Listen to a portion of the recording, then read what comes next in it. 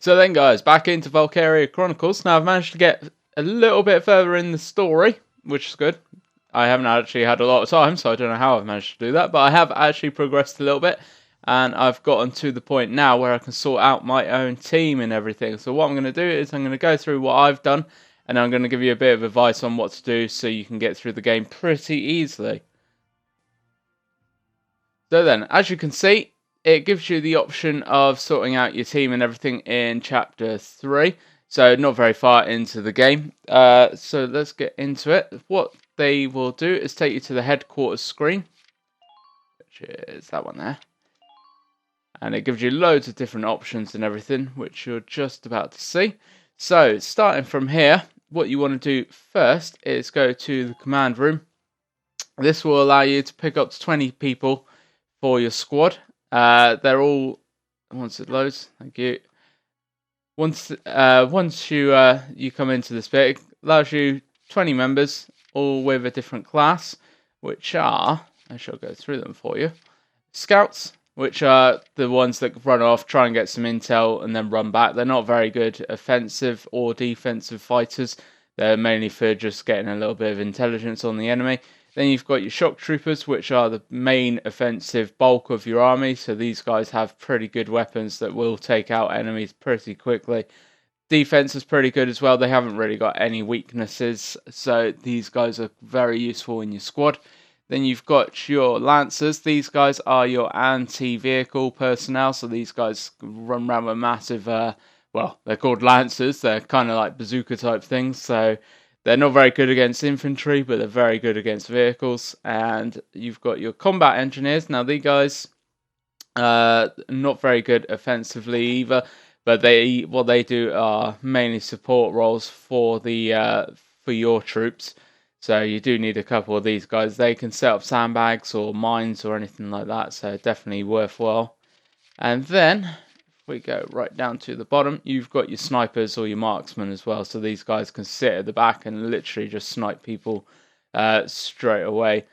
So what you can see on each person is you can see different attributes. So have a look at these. There are positive ones and there are negative ones. Obviously try and pick people just with positive ones. There are a few people with them. A lot of people are mixed though and have positive and negative, so obviously just try and find the better ones. So they're not too much of a negative in the game for you. What I've done is I've got a fair amount of scouts actually. I don't know why I've got so many scouts. What I'd say is probably 4 scouts would be more than enough. I've got 5 here. I'm not quite sure why I picked 5, but I'll probably get rid of one in a second. In fact, let's get rid of one now, shall we? Get rid of her.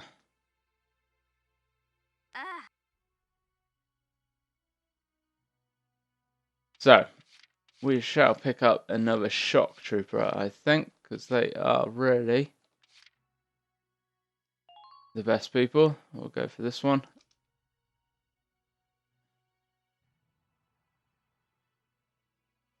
Right then, so you've got 4 scouts. 6 shock troopers, because these are obviously the ones that are going to be doing a lot of the work for you. 4 lancers, so you got plenty enough anti-tank people there. Then you got 3 combat engineers, and I would pick up more snipers. However, I've only got the 2 at the minute because that's all that's available. So once more of these become available, I'm going to be picking more of these up. Probably substituting a lancer and a shock trooper for another 2 snipers. So try and get as rounded a team as you can, and obviously it's going to make things a lot easier for you in the later run. So let's come out of this one and let's go into the research and all the rest of it. Okay, so actually before we go into the research, let's go down to the training field. Now this is where you can level up all your soldiers using the experience that you gain from battles. In this chapter as well, you actually unlock skirmishes, which you can battles that you can repeat time and time again to gain loads of money for your research and to gain loads of experience for leveling up your classes, which I definitely would recommend because it adds health, it adds skills, and you can unlock hidden skills and everything if you level classes up. So what you want to do is literally just, what I would do is not bother leveling any class until you actually have enough to level the whole way. That's just a little bit pointless, personally. So just keep doing this. Get all your classes level up as much as you can. Obviously, it's going to be a bit easier if you've got pretty high level guys. So as I can't level up anyone else, that will do for in here. But definitely don't forget to do that, because it will be very difficult kind of game if you're running around with a load of level 1s. That would suck massively. So going down now into the research and development. Now here you can either research and develop weapons for your squad, or you can sort out your tanks, weapons and armor. Go into the weapons first, because I think they're always a little bit more useful. So as you can see, I've already unlocked the next stage. At the minute, can't unlock any further, unfortunately, as you can see. But as you can see, there's loads and loads of options later in the game. So just get through, unlock everything you can as quick as you can. Really, it's going to be my advice. Can unlock actually that. I haven't done that one yet.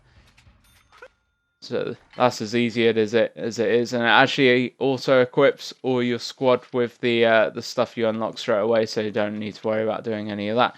Just go down to show you on the tank. Same kind of thing, just unlocking stuff, and then you can.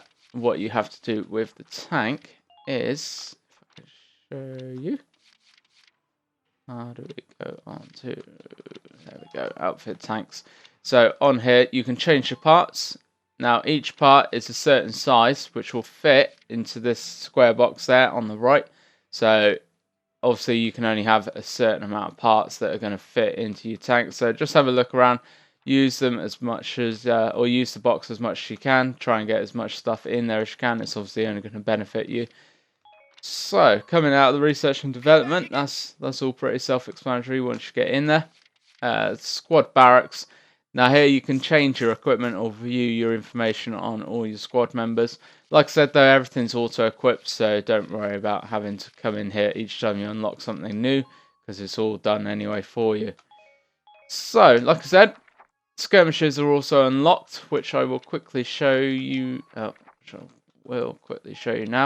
Won't actually play one, but I'll just show you. They're just pretty simple battles, really, just to try and get your experience and your money up if you are struggling for some. Getting oh no, I've gone on the wrong one. Getting money and experience, the easiest and quickest way of doing it in any battle is by killing every enemy and by aiming for the leaders, which are generally coloured red. They've got red armour on, so kill those guys and you will generally score a fair amount of experience and money. Finishing battles in less amount of turns and taking less amount of damage and obviously less casualties is going to give you a massive boost to experience and money as well, so definitely keep that in mind. So I think that's covered everything. I'm going to carry on playing the game anyway, and I hope you guys are as well. I hope you guys have picked it up and you're enjoying it as much as I am. I'm very much enjoying it. It's a very good game. I'm so glad it's come out on PC. Even though it's 6 years late, but you know, oh well, it's come out eventually. So I hope you've enjoyed the video, guys. Thank you for watching. If you could like, favorite, subscribe. Tell me what you thought. Tell me if you're enjoying the game, and tell me if there's anything in particular that you want to actually see in the game as well, and I'll have a look at creating a video for that at some time in the future. But like I said, thanks for watching. Hope you've had a good one, and I will see you in the next.